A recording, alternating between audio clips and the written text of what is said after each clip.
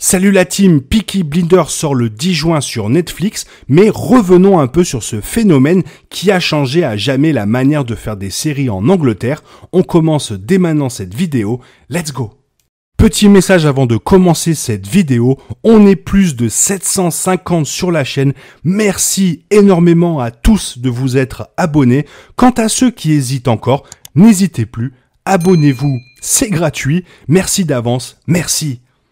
Peaky Blinders est différent des précédents drames de la période britannique et, ce faisant, il a modifié le genre et a montré ce qui était possible de faire en série pour les chaînes de télévision.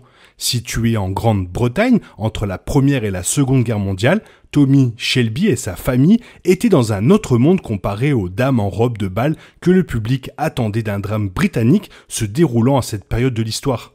Peaky Blinders était le renouveau dont le genre avait besoin. Diffusé pour la première fois en 2013, Peaky Blinders a suivi la montée d'un gang ambitieux basé à Birmingham qui partage son nom avec la série.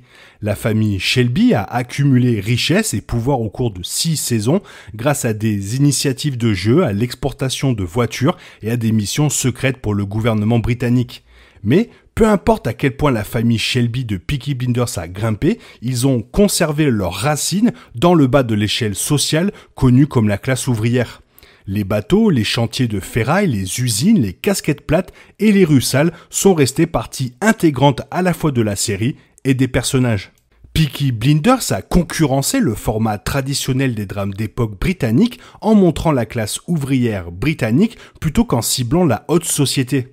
Le créateur de l'émission, Steven Knight, a déclaré « Je voulais montrer que les personnages de la classe ouvrière pouvaient avoir des envies, de l'ambition, qui n'étaient pas que des sous-fifres. » Non seulement les personnages de la classe ouvrière ont été déplacés au premier plan du drame d'époque de Knight, mais ils ont également été glamourisés. Peaky Blinders a rendu tout autre chose que, comme Tommy l'a dit, un travailleur ordinaire démodé.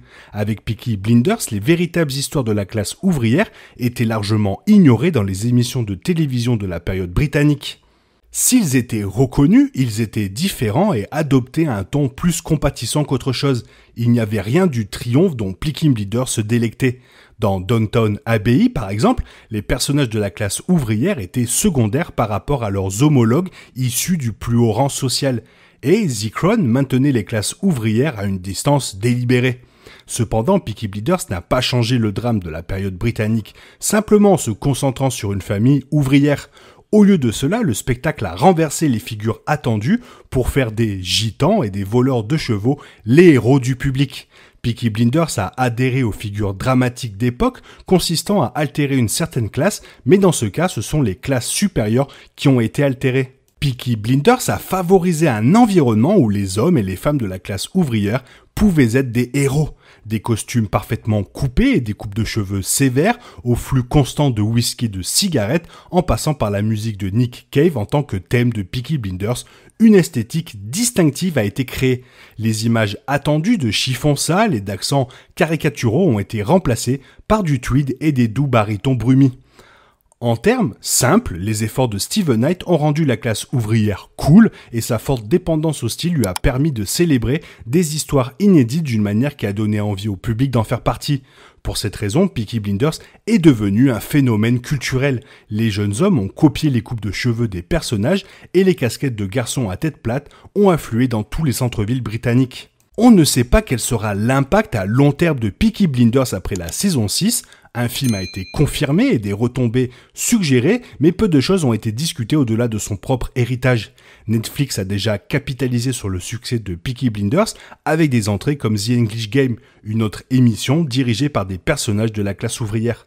Par conséquent, Peaky Blinders a créé un espace au sein du genre dramatique d'époque britannique pour que les gens de la classe ouvrière soient les héros de leurs propres histoires.